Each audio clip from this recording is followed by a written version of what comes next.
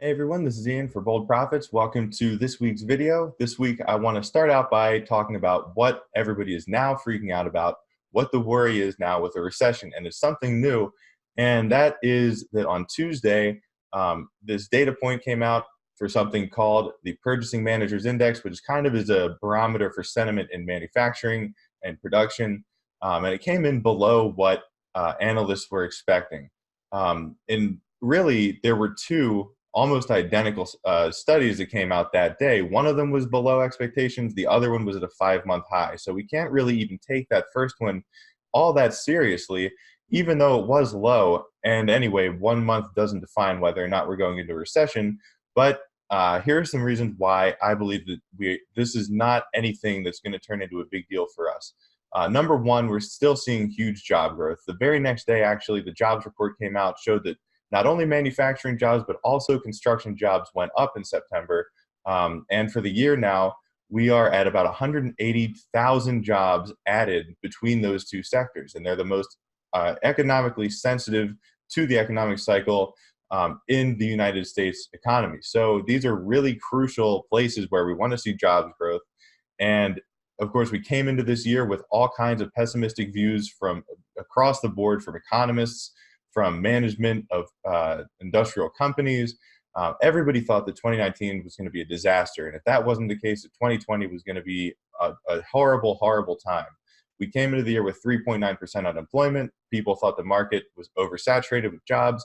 And here we are 10 months later with 9 months of data saying that not only did we not lose jobs, but we gained 180,000 in the two most sensitive parts of the economy. So that is the first reason. The second reason is that any economy is going to have these cycles. So you have times where all these businesses and all these, factories need new equipment. So there's huge demand for that. And then once all the factory equipment is made, once all these machines for tech businesses, healthcare businesses is made and shipped, they're good for a while. They don't need to replace it right away. So there's a slowdown in production. So we see this every couple of years anyway. And this is really just exactly what happened in 2015 and 2016. And at that time, you saw a lot of predictions for a recession in 2017. JP Morgan had an opinion about that there was, I think it was a 40 or 50% chance of a recession in 2017 or 2018. Dutch Bank said a 60% chance of a recession in 2017.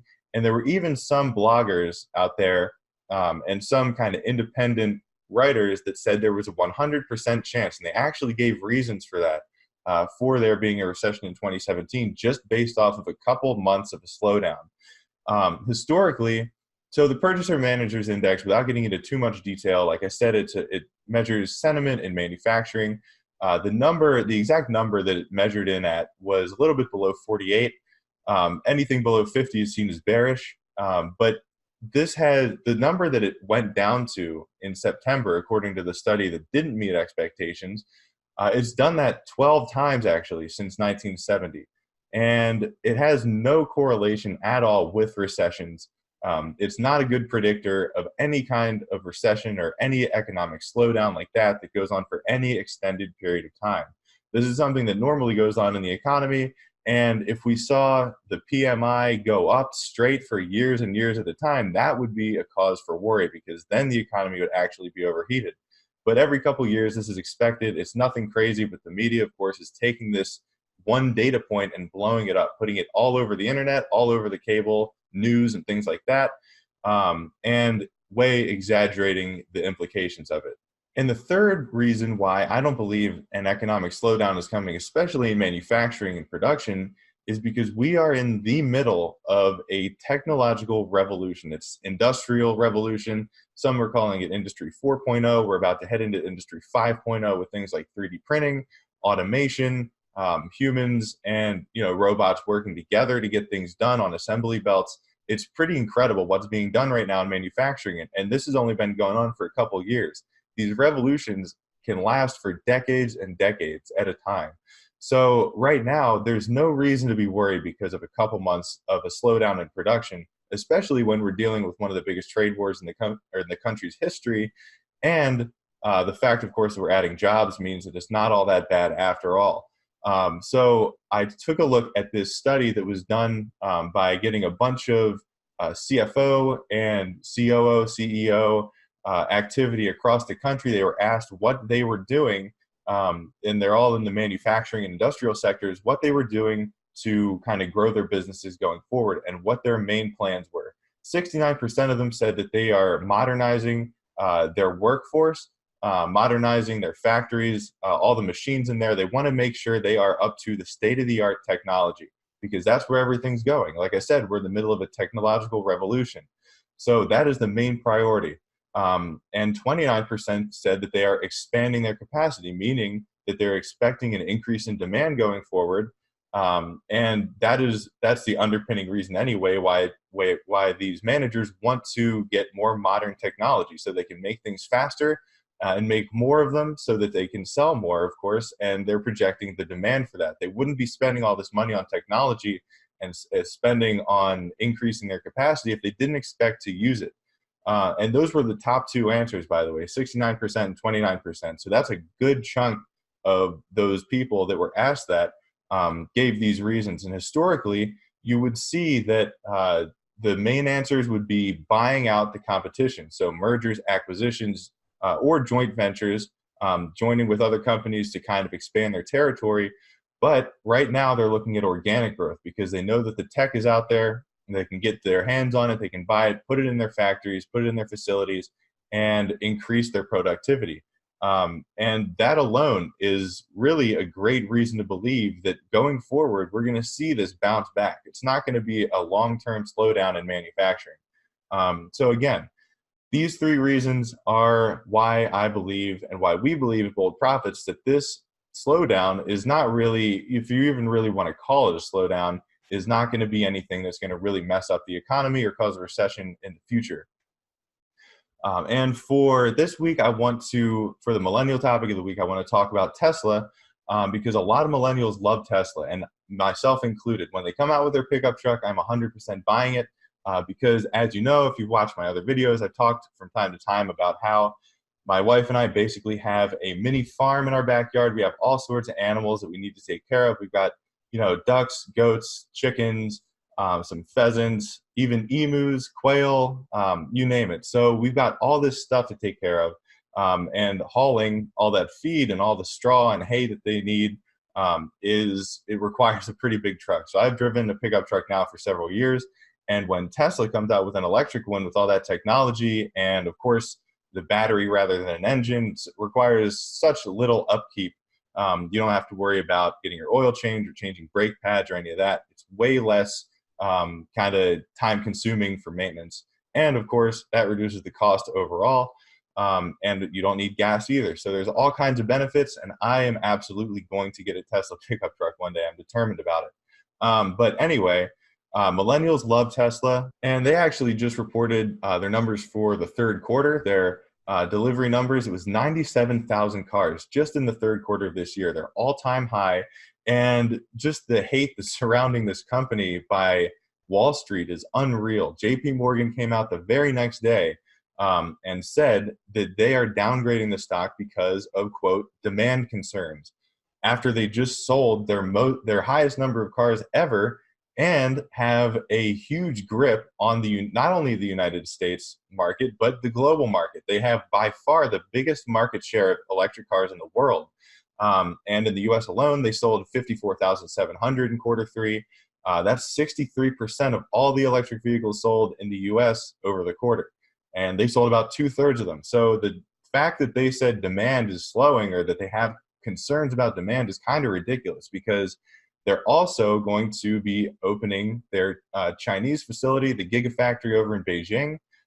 So China is their second biggest market. So that is going to be able to really boost their productivity and boost their sales even more. And the demand is out there. They can't even make enough cars to fulfill the demand. And this new Gigafactory is going to be able to make about 500,000 per year when it's at peak performance. So that's going to expand their sales even more. But millennials are really taking a liking to this stock. You can see on Robinhood that it's one of the most owned stocks. And in fact, in quarter two, when the stock was kind of in free fall mode, the amount of accounts on Robinhood doubled from about 75,000 to 145,000 that owned Tesla.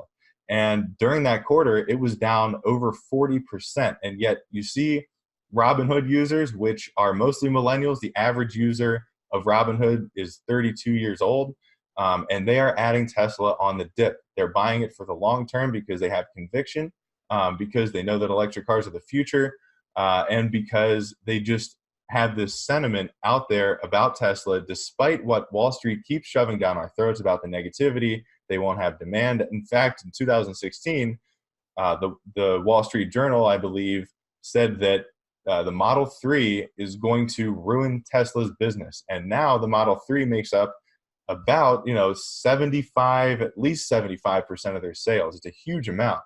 So this is the car that's actually saved their business and made it what it is now.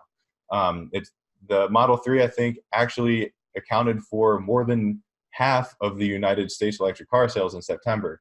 So not only did it not ruin their business, it actually made it pretty amazing, and it is going to drive it to be profitable in the future too. Another great thing about Tesla, if you ask millennials, is online car sales. So they're shifting. The goal is to eventually be 100% online. So you can just log in to their website, buy a car in over a few minutes.